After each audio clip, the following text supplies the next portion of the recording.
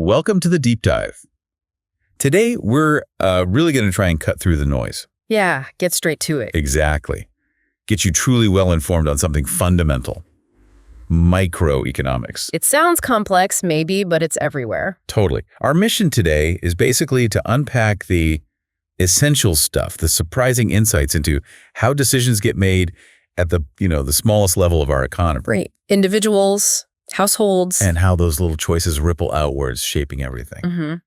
And just to be clear, microeconomics, it zeroes in on those individual decision makers, like you listening right now, your family. Me buying my coffee this morning. Yeah, exactly. And also what economists call firms, which is really just a catch-all, could be a tiny online shop or a huge multinational company. Oh, yeah. It's about the behavior of these units, these individuals and firms, which is quite different from macroeconomics. Right. Macro looks at the big picture, like GDP, inflation. Precisely. Macro is the whole economy, the zoomed out view. Micro is the close-up.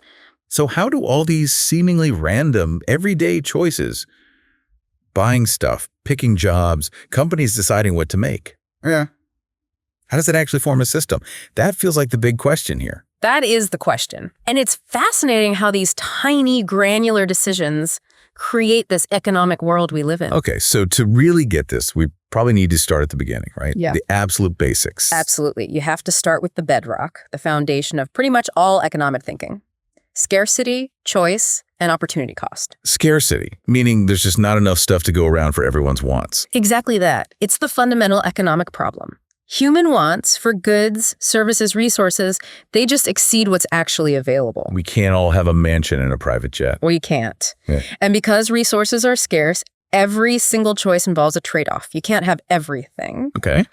So you choose to buy, let's say, that new car you've been eyeing. Well, in making that choice, you're giving something else up. Maybe it's that amazing holiday you were planning. That holiday you didn't take. That's the opportunity cost. It's the value of the next best alternative you sacrifice to get the car. So it's not just the money, it's the experience or the other thing you missed out on. Precisely. And this isn't just for us as individuals. Firms face this constantly. They decide to produce, say, more laptops. Okay. Well, the resources they use for laptops, the factory space, the workers, the capital, they can't use those same resources to make tablets or, something else. So their opportunity cost is the profit they could have made from tablets. That's it. It's this kind of silent calculation behind every economic decision, big or small. That makes perfect sense. Yeah. Okay, so a firm figures out what to produce, weighing those opportunity costs.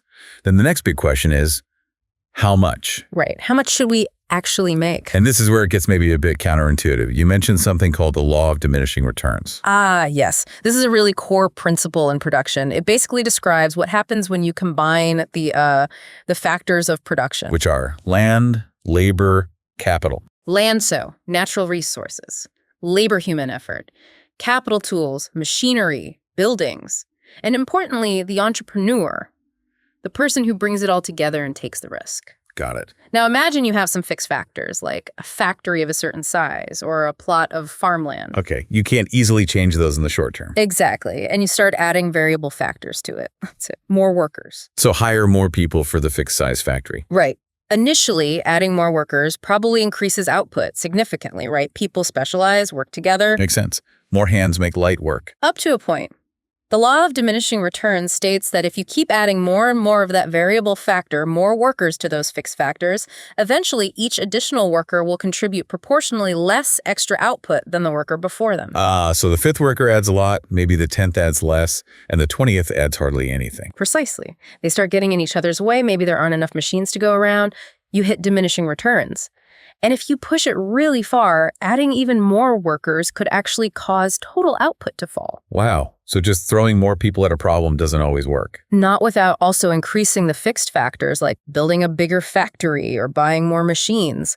It's why businesses can't just grow infinitely by hiring. It forces them to think about efficiency and innovation. Okay, that's a crucial constraint. Yeah. Now, moving on, a huge part of microeconomics must be about prices, right? How are they actually set? Absolutely central. And this happens in what we call a market. Now, a market isn't necessarily, a physical building anymore. Like the Old Town Square Market. Exactly. Historically, yes, they were physical places. People met, haggled, traded goods face to face. But today, a market is really any system, any network that brings producers and consumers together. So like Amazon. Yeah. Or the stock market. Perfect examples. It can be via post, the internet, phone calls. It's the interaction, the coming together that defines the market. It's the mechanism that coordinates millions of decisions. And this is where supply and demand come in. That famous duo. This is their stage. The interaction of supply, what producers offer, and demand, what consumers want, creates the price mechanism. The invisible hand. That's the famous phrase from Adam Smith, yeah. This idea that individual self-interest in the marketplace, guided by prices, somehow leads to a coordinated, generally beneficial outcome for society, almost like an invisible hand is guiding it. But how did this whole system even start? Why do we need markets? Well, think about trying to live being completely self-sufficient. Making your own clothes, growing all your food, building your own shelter. Sounds exhausting. Yeah. And probably impossible for most things we use today. Exactly. Beyond a very basic existence, it's incredibly inefficient. So people realized pretty early on that specializing in what they're good at and then trading with others is way more beneficial. Makes sense. I bake bread, you make shoes, we trade. Right. The earliest form was barter, direct exchange of goods. But barter's clumsy, you know? You need a double coincidence of wants. I need shoes and you need bread at the same time. Yeah, tricky. So the evolution of money as a medium of exchange everyone accepts and a unit to measure value was a game changer. It just accelerated trade massively. Okay, so money makes trade easier. But back in those early markets, how did traders figure out the right price? Like how much bread for how many coins? Trial and error, mostly. Imagine you're selling apples. If you set your price too low... You sell it instantly, maybe you could have charged more. Right. Missed profit. But if you set it too high... Nobody buys, and you're stuck with rotting apples. Exactly. So through experience, sellers start to find that sweet spot, the price where they can sell most of their goods without running out too quickly or having too much left over. And buyers are doing the same thing, figuring out what's a fair price to pay. Yes. And in those old physical markets, there was often pretty good information. You could literally walk around, see what different sellers were charging. Economists sometimes call this perfect knowledge or close to it. But that gets harder with bigger, more remote markets, right? Like online. Much harder. You can't just stroll past all the online sellers instantly. Price discovery becomes more complex. And this is where the formal analysis really helps. A key figure here was Alfred Marshall. Okay, who was he? He wrote a hugely influential book, Principles of Economics, back in 1890. He basically gave us the toolbox, the supply and demand curves, the concept of elasticity, how to think about costs and revenues, marginal utility. So he put the math and the graphs to these ideas. He provided the rigorous framework that economists still largely use today to analyze how prices are determined, a real foundational figure. Okay, great foundation. Let's zoom in on demand then. Yeah. That's driven by us, the consumers, right? What we need, what we want. And crucially, what we perceive as the worth of something. We all need basics, like food and water. Those are necessities. But the value you place on, say, the latest smartphone versus the value I place on it could be wildly different. Same for designer clothes, fancy cars, art. It's subjective. Yeah. Based on our tastes, income. Exactly. And economists have identified the key determinants of demand. The price of the good itself is usually the big one. Naturally. Then, the prices of other goods, especially substitutes. If the price of tea goes up, demand for coffee might rise. Or complements if the price of printers falls, demand for ink cartridges might go up. Perfect. Also, your income level plays a huge role.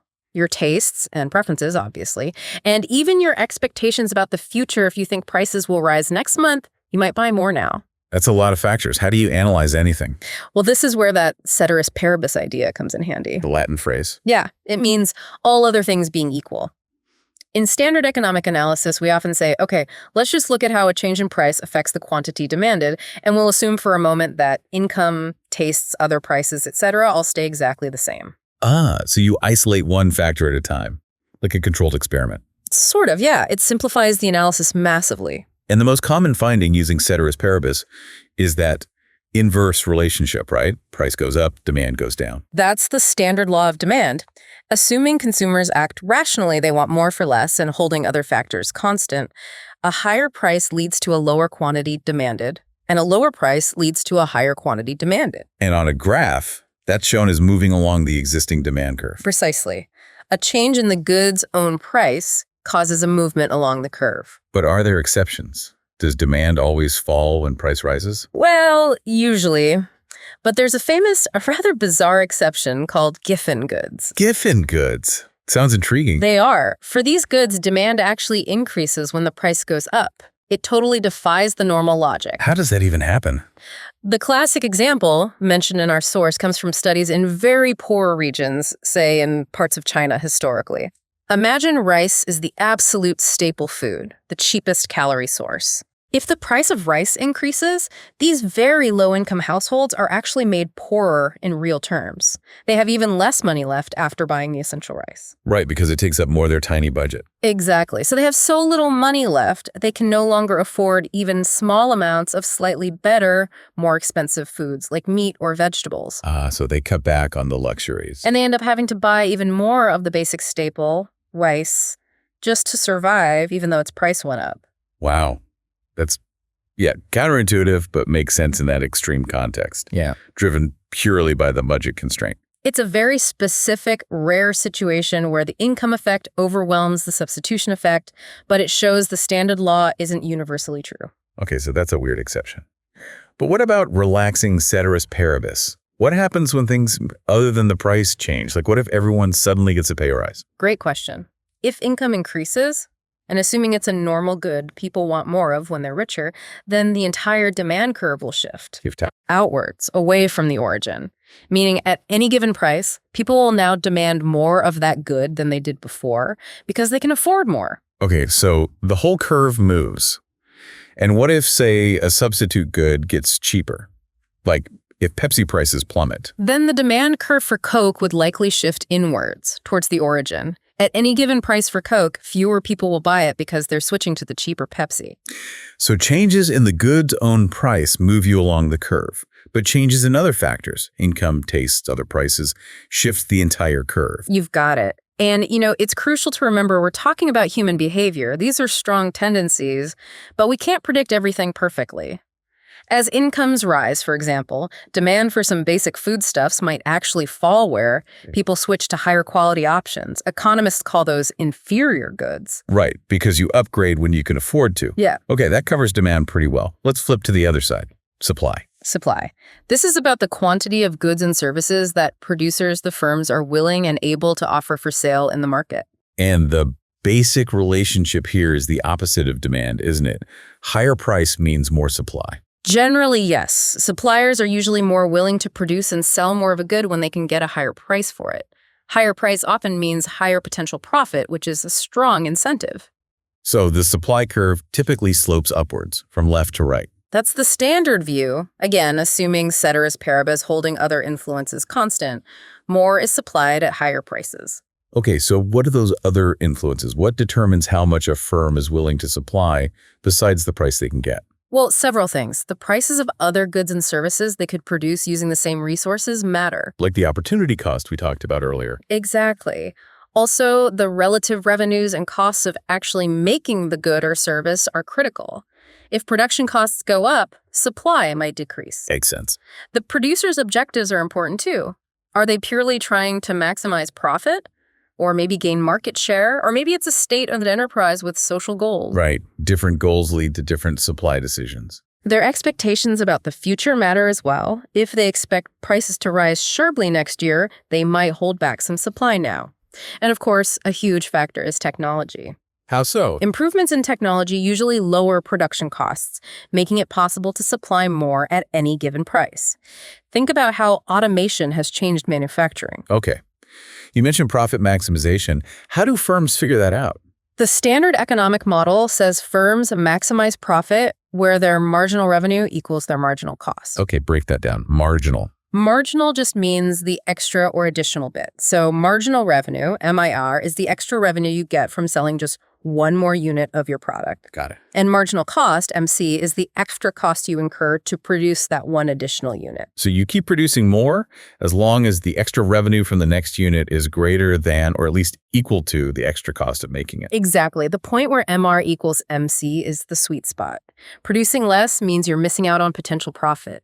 Producing more means the extra units are actually costing you more than they bring in. That's the theoretical target. It is, although in the short run, a firm might keep producing even if the price is below their total average cost, as long as the price their marginal revenue, essentially, is still covering their average variable costs, things like raw materials, hourly wages. Why would they do that if they're losing money overall? Because by covering variable costs, any extra revenue they get above that can go towards paying their fixed costs, like rent or loan payments, which they have to pay anyway, even if they produce nothing. It minimizes their losses in the short term. Okay. Damage limitation. Pretty much. And just like with demand, a change in the goods own price causes a movement along the supply curve. But a change in any of those other determinants, costs, technology, expectations, will shift the entire supply curve. Got it. So both curves can shift around. Now, this seems like a good point to bring in elasticity. You mentioned it earlier. It sounds like flexibility, responsiveness. That's a great way to put it. Elasticity is basically a measure of responsiveness. It tells us how much one variable changes in response to a change in another variable.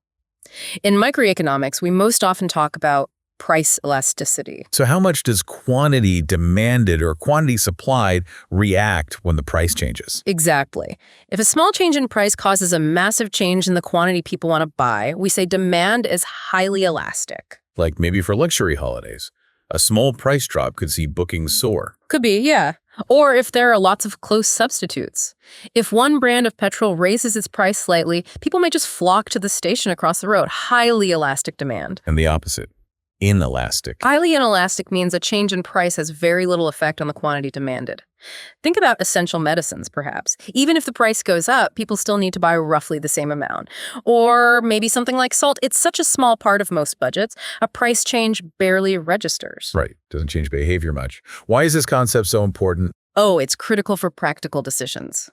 For producers, understanding the elasticity of demand for their product is vital when they're thinking about pricing strategy. Oh, so? Well, if your product has highly elastic demand, raising your price could be disastrous, right?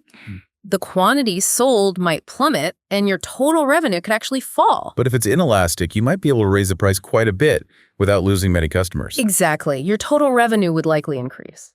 And it's just as important for governments. Think about sales taxes like VAT or GST. Okay. If a government puts a tax on a good with highly elastic demand, people might just stop buying it or buy much less.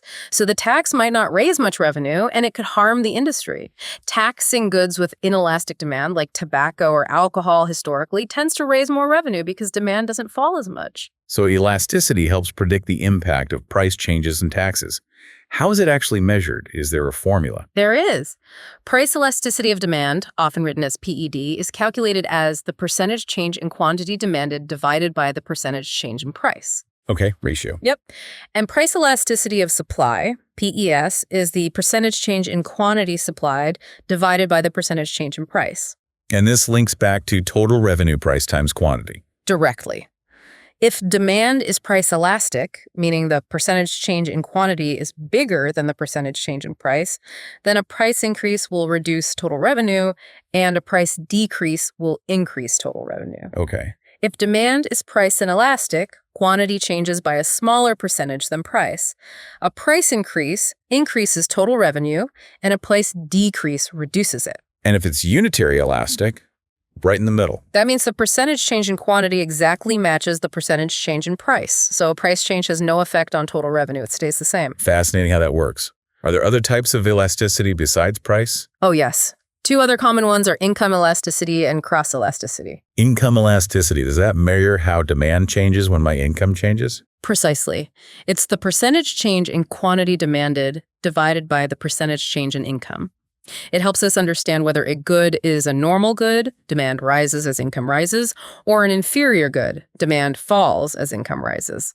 It also helps distinguish necessities from luxuries. And cross-elasticity. Cross-price elasticity of demand measures how the quantity demanded of one good, say good X, changes in response to a percentage change in the price of another good, good Y. So that helps identify substitutes and complements again. Exactly. If the cross-elasticity is positive, the goods are substitutes. Price of Y goes up, demand for X goes up. If it's negative, they're complements. Price of Y goes up, demand for X goes down. Okay, elasticity is a powerful tool. Now, let's bring supply and demand back together. You mentioned equilibrium earlier. Yes, market equilibrium. This is sort of the theoretical resting point of the market. It occurs where the supply curve and the demand curve intersect on a graph. The point where the amount producers want to sell matches the amount consumers want to buy.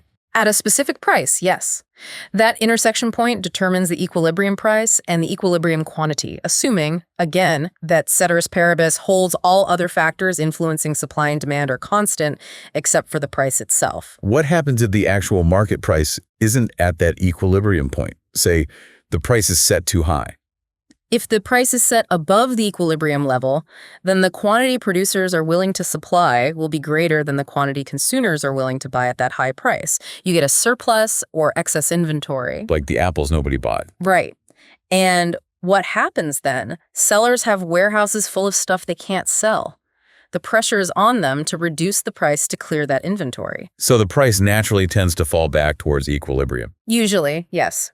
And conversely, if the price is set below equilibrium, Then buyers want more than sellers are willing to offer at that low price. exactly, you get a shortage or excess demand, lots of frustrated buyers who can't get the product. Queues outside the shop. Could be. And in this situation, sellers realize they could charge more, and buyers might be willing to pay more just to get the product. So the price tends to get bid upwards, back towards the equilibrium. So the market has this self-correcting tendency, pushing towards that balance point, the invisible hand again. That's the classical idea, yes. Market forces naturally push prices towards the level where supply equals demand. But this raises a really big question. Is just letting markets run free always the best outcome? Is that equilibrium price always fair or desirable for society? That's a huge and ongoing debate in economics and politics. While free markets are often very efficient at allocating resources based on supply and demand and, standard capitalist thinking, There are exceptions. there's definitely situations where market forces alone either can't work or produce outcomes society deems unacceptable. Think about things like national defense, the legal system, street lighting. Things everyone benefits from, whether they pay directly or not. Exactly. These are often called public goods and services. It's hard or impossible to exclude non-payers, so private firms might not have an incentive to provide them. That's where government or sometimes supranational bodies have to step in. So government intervention is sometimes necessary. What forms can it take besides just providing public goods? Well, governments sometimes intervene directly in markets by controlling prices.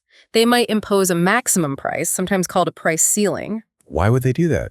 usually to protect consumers, especially for essential goods, by keeping prices below the market equilibrium.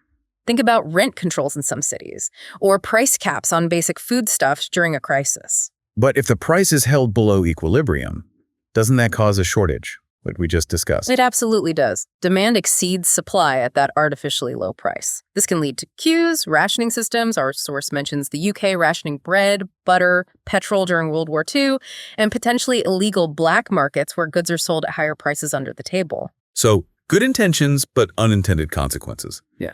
What about the flip side? Minimum prices. Yes, a minimum price or price floor is set above the equilibrium price, usually to protect producers by ensuring they get at least a certain price for their output. Agriculture is a common example. Like guaranteeing farmers a minimum price for their wheat. Exactly. But if that minimum price is above what the market would naturally set, Then supply will exceed demand. Producers want to sell more than consumers want to buy at that high price. precisely. This leads to surpluses excess supply. The EU's Common Agricultural Policy historically created huge butter mountains and wine lakes because of minimum price supports. Governments often have to buy up these surpluses, which can be very costly. So intervention isn't necessarily bad, but microeconomics tells us pretty clearly it will have knock-on effects, right? Consequences that need managing. That's a very good summary. The visible hand of intervention definitely creates ripples, and understanding the supply and demand framework helps predict what those ripples might be. Okay, this seems like a natural transition to thinking about the firms themselves. How are different industries structured? Does that affect how they behave? Absolutely. This falls under what economists call the theory of the firm. It's a whole branch of microeconomics looking at different market structures and trying to derive insights from how firms operate within them. Right, so different types of markets. What's the starting point? Is there like a theoretical ideal? There is, in the textbooks at least, it's called perfect competition. Perfect competition sounds perfect. It's the economist's benchmark, really. Imagine a market with a huge number of firms, so many that no single firm has any influence on the overall market price. Okay, loads of sellers. And they're all selling completely identical, homogeneous goods or services. Think maybe individual farmers selling wheat of the exact same grade. So buyers don't care which farmer they buy from, only the price. Exactly. Plus, there are no barriers to entry or exit. New firms can easily start up, and existing ones can easily leave the market. And finally, both producers and consumers have perfect knowledge of all prices and products. Wow, that's a lot of conditions. Does that actually exist anywhere? In its pure form. Almost certainly not. It's a theoretical model. But some markets get closer than others. Certain agricultural markets, maybe some parts of financial markets like foreign exchange. And the internet arguably has made some markets less imperfect by increasing price transparency and lowering entry barriers a bit. So under perfect competition, firms are just price takers. They have to accept whatever the market price is. That's the key takeaway. If they try to charge even a tiny bit more, customers will instantly go elsewhere. The demand curve facing an individual firm is perfectly flat, perfectly elastic. Okay, so that's one extreme. What's the absolute opposite? That would be a monopoly. One seller dominates everything. Essentially, yes. A pure monopoly means there's only one producer in the entire market for a particular good or service with no close substitutes. Or, in legal terms, a firm might be defined as a monopoly if it has more than a certain, usually high, market share. And unlike the perfect competitor, a monopolist can set its own price. Yes, because they control the entire supply. They're price makers. This power means they can potentially restrict output and charge higher prices to earn what economists call supernormal profits, profits above what would be earned in a competitive market. Which is why monopolies are usually regulated, right, to prevent them exploiting consumers. Generally, yes. Because of that potential for high prices and reduced output, monopolies are often subject to government oversight, price controls, or other regulations. They do exist in real life, sometimes due to patents controlling a unique resource, or maybe it's a natural monopoly where it's most efficient to have one provider, like a local water company, or even a government-owned corporation. Okay, so we have perfect competition, many firms, no power, and monopoly, one firm, lots of power. What about the middle ground, where most industries probably live? Exactly. That large middle ground is often dominated by oligopoly. Oligopoly, meaning few sellers. That's right. An oligopoly is a market structure where a small number of large firms dominate the industry. Because there are only a few players, they are highly interdependent. Meaning they watch each other like hawks. Constantly. Each firm knows that its actions changing price, launching a new ad campaign, introducing a new product will likely provoke a reaction from its rivals. So there's a lot of strategic thinking, trying to anticipate competitors' moves. It's like a high-stakes game. What are some examples? Think about the market for large passenger aircraft, basically Boeing and Airbus. That's a duopoly, the minimum form of oligopoly, two firms, or major cola producers, or streaming services, or car manufacturers in many countries. Often industries where a few big names control, say, 70–80% of the market are considered highly concentrated oligopolies. What are the characteristics? High barriers to entry? Usually, yes. It's often expensive or difficult for new firms to break into an oligopolistic market. Think of the cost of setting up a car factory or a global soft drink distribution network. Products might be differentiated through branding and advertising, rather than just price. And these firms definitely have considerable influence over prices, although they might be wary of starting price wars. Okay, that covers markets with a few big players.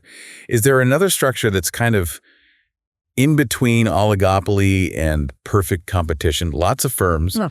But not identical products. Yes, there is. That's called monopolistic competition. Monopolistic competition. Sounds like a contradiction. It does a bit, but it describes markets where there are many producers, similar to perfect competition. Okay, lots of players. But each firm tries to make its products slightly different from the others. They use product differentiation. This could be through branding, design, quality, location, service. Anything that makes consumers perceive their product as unique, even if it's objectively quite similar to others. Like restaurants or hairdressers or maybe clothing stores, lots of them, but they all try to stand out somehow. Perfect examples. Because they succeed to some extent in differentiating their product, each firm gains a little bit of market power. They have a mini monopoly over their specific version of the product or their loyal customers. So they have some control over their price, unlike in perfect competition. Exactly. They can raise their price slightly without losing all their customers because some people prefer their specific brand or location. So they face a downward sloping demand curve, but it's probably more elastic than a true monopolist's curve because there are still many substitutes available. And barriers to entry are lower than an oligopoly. Generally, yes. It's usually easier to open a new restaurant or clothing shop than it is to start a new airline or car company. So while firms can make some extra profit in the short run due to differentiation, new entrants are often attracted, which competes those profits away over time. Wow, okay. So perfect competition, monopoly, oligopoly, and monopolistic competition. That covers a lot of ground in terms of how markets can be structured. It gives us a framework for thinking about the range of competitive environments firms operate in. And that, I think, brings us towards the end of this particular deep dive. We've gone from the absolute basics, scarcity, choice, opportunity cost, Right up through supply and demand, elasticity. the invisible hand, market equilibrium, the reasons for intervention. And finally, these different market structures, from the idealized perfect competition to the realities of monopoly and oligopoly. It feels like we've really built up a solid picture of microeconomics piece by piece. And hopefully understanding these core ideas, scarcity, how prices signal information, how supply and demand interact, the effects of elasticity, the implications of different market structures, hopefully that empowers you, the listener, Empowers you how? to just better understand the economic world swirling around you, from your own shopping choices and job decisions to figuring out why certain industries operate the way they do, or evaluating the news you hear about government policies or market trends. It provides a really useful lens. So maybe a final thought to leave everyone with. What does this all mean for you personally? Now that you've got this framework of scarcity, supply, demand, elasticity, market structures, how might that change how you look at things? Yeah, think about it next time you're shopping, or reading about a company's pricing strategy, or hearing a debate about government regulation. Will you notice the invisible hand at work? Or maybe see the effects of the visible hand of intervention more clearly? Consider how these micro-level forces shape not just the economy, but maybe even aspects of your own life and the society you live in. Something to chew on.